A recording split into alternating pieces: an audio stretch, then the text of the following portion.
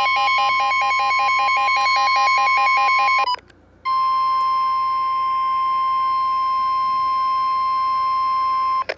National Weather Service in Topeka has issued a severe thunderstorm warning for northwestern Nemaha County in northeastern Kansas, northeastern Marshall County in northeastern Kansas, until 5:45 p.m.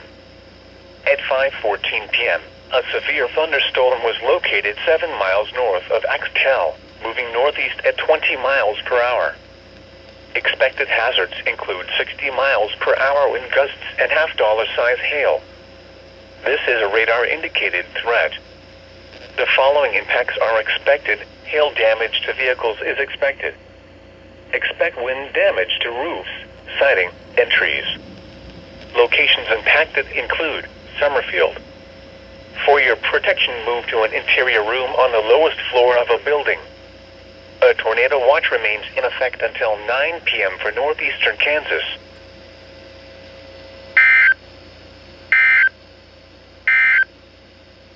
The National Weather Service